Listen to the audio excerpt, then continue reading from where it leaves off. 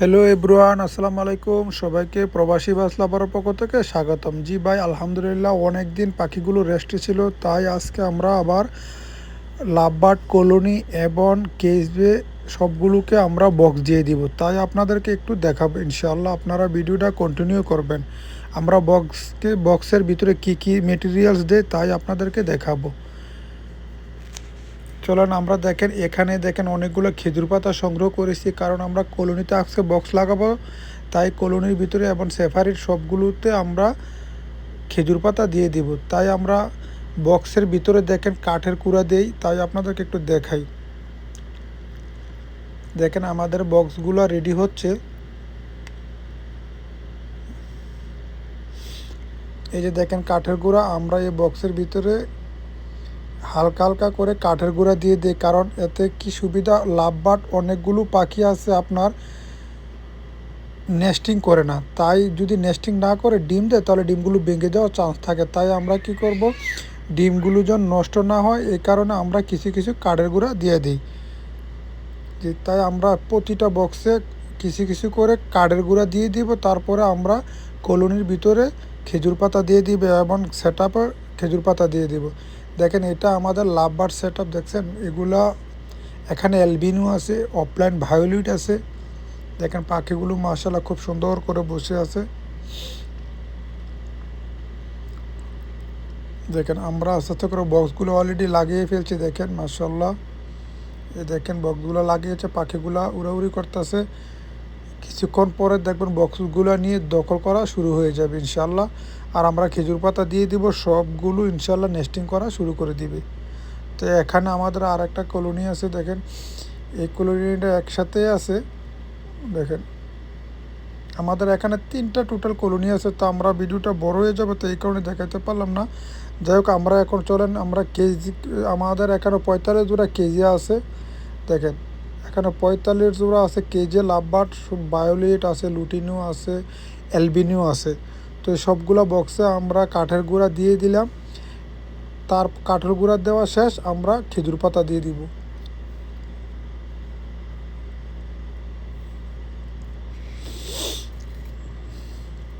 যাই হোক, আমরা আস্তে আস্তে সবগুলো পাখিরে দেওয়া শুরু করে দিয়েছি। আমরা আপনারা ভিডিওটা কন্টিনিউ করবেন। আর যে কোনো পাখি আপনি ব্রিডিং করানোর পরে একটু রেস্ট দিবেন, কমসে কম 1 মাস রেস্ট দিবেন পাখিগুলোকে।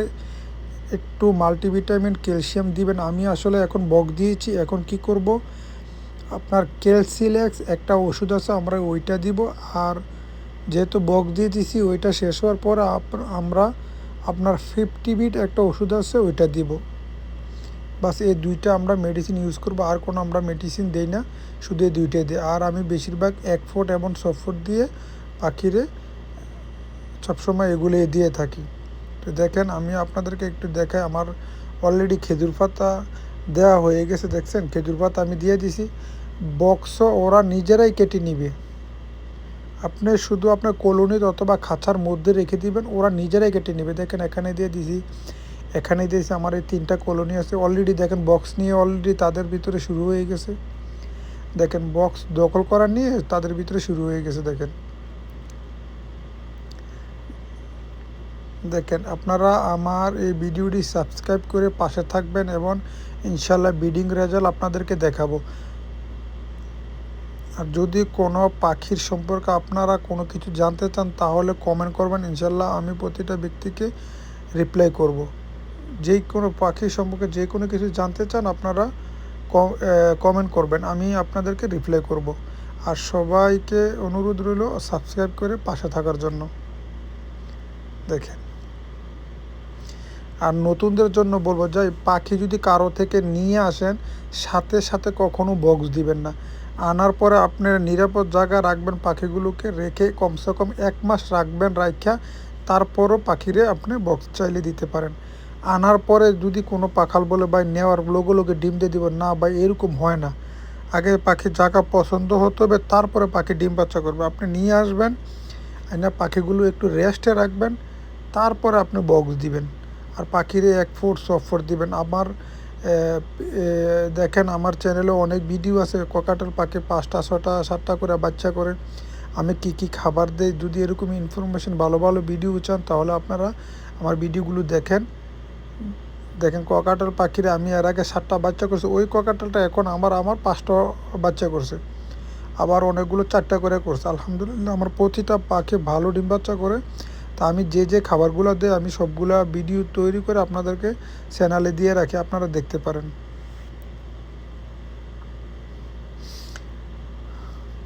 এ দেখবেন ইনশাআল্লাহ 2 সপ্তাহের ভিতরে পাখিগুলো ডিম দিয়ে দিবে ইনশাআল্লাহ।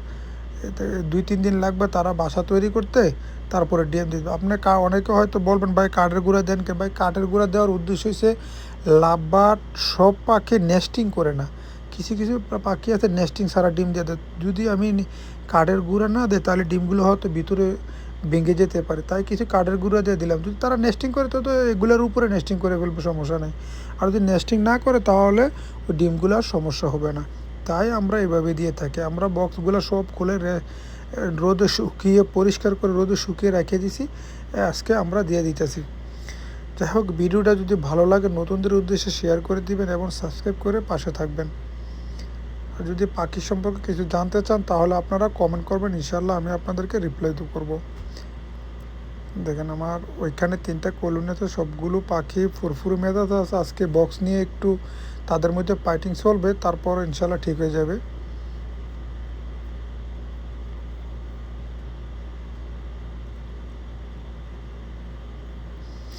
এই দেন প্রতিটা বক্স আমরা নামিয়ে আগে কিছু কাঠের গুঁড়া দেই, তারপরে আমরা বক্সটা দিয়ে দিব।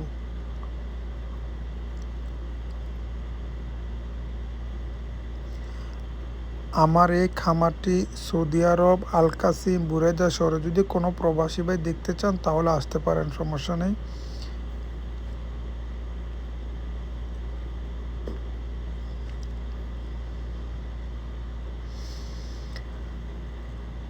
অলরেডি আমাদের সবগুলো বক্স লাগানো শেষ। যাই হোক আলহামদুলিল্লাহ, আপনারা ভিডিওটা দেখবেন এবং আমাদেরকে সাপোর্ট করবেন ইনশাল্লাহ।